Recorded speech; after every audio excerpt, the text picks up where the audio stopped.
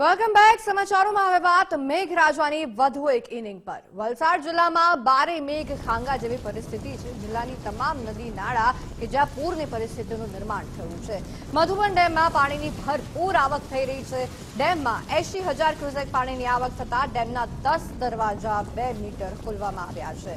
ત્યારે મધુબન ડેમમાંથી 97,500 ક્યુસેક પાણી દમણગંગા નદીમાં છોડવામાં આવી રહ્યું છે, જેને લઈને નદી કિનારાના દમણ, દાદરાનગર હવેલી અને વલસાડ જિલ્લાના ગામોને સાવચેત કરી દેવામાં આવ્યા છે.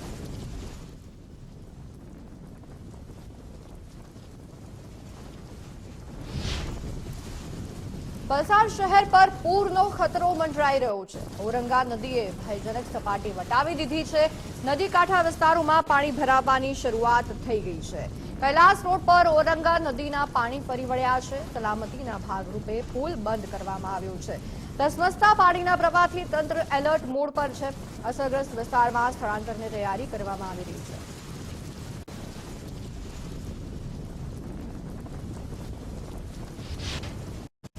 વલસાડમાં ભારે વરસાદથી ઔરંગા નદીમાં નવા નીર આવ્યા. વલસાડ શહેરના નીચાણવાળા વિસ્તારોમાં પાણી ભરાયા.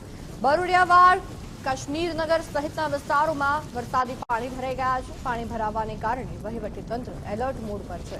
અસરગ્રસ્ત વિસ્તારોમાંથી લોકોનું સ્થળાંતર કરવામાં આવી રહ્યું છે. ભારે વરસાદના કારણે વલસાડ થયું છે પાણી. અસરગ્રસ્ત વિસ્તારોમાં લોકોનું સ્થળાંતર કરવાની ફરજ પડી છે, તો રેસ્ક્યુ ટીમ પણ તૈનાત કરી દેવામાં આવી છે. તમારા રીતેશ પટેલ આપણી સાથે જોડાયા છે. રીતેશ, વલસાડમાં જળબંબાકારની પરિસ્થિતિ અને નદીઓની જળ સપાટી જે સતત વધી રહી છે, ભયજનક સપાટીને પાર કરી રહી છે નદી, ઔરંગા નદી, અને લોકોનું સ્થળાંતર કરવામાં આવી રહ્યું છે. શું અપડેટ છે, જણાવશો? જી કશિશ, બિલકુલ જે રીતે રાજ્ય હવામાન વિભાગ દ્વારા દક્ષિણ ગુજરાતમાં ભારે વરસાદની આગાહી કરવામાં આવી છે, ત્યારે હાલ જે પરિસ્થિતિ છે વલસાડ જિલ્લામાં પણ આ જ પરિસ્થિતિનું નિર્માણ થયું છે. ગત દિવસથી વાત કરીએ તો ગઈકાલથી જ જે રીતે ભારે વરસાદ વરસી રહ્યો છે, તેના કારણે ખાસ કરીને જે શહેરી વિસ્તારો છે તે પ્રભાવિત થઈ રહ્યા છે.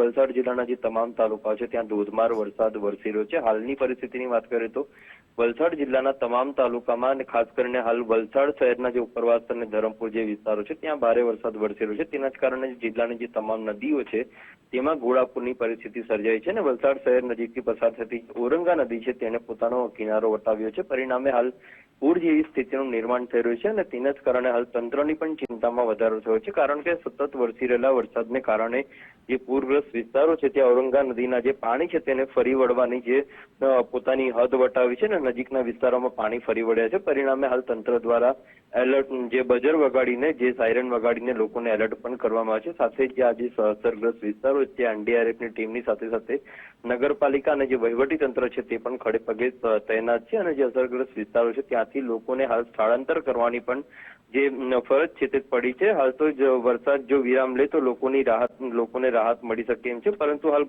ઉપરવાસમાં ભારે વરસાદ છે તેના કારણે આ પરિસ્થિતિનું નિર્માણ થઈ રહ્યું છે. ખાસ કરીને અન્ય વિસ્તારોની વાત કરીએ તો વલસાડ જિલ્લાના વાપીમાં પણ હાલ આ પ્રકારની પરિસ્થિતિ છે, કારણ કે મધુબન ડેમના ઉપરવાસમાં પણ ભારે વરસાદ વરસી રહ્યો છે.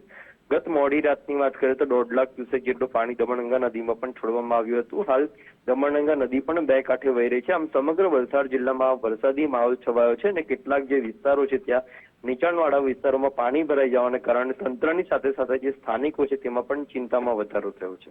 જી આભાર રીતેશ, સમગ્ર વિગતો બદલ.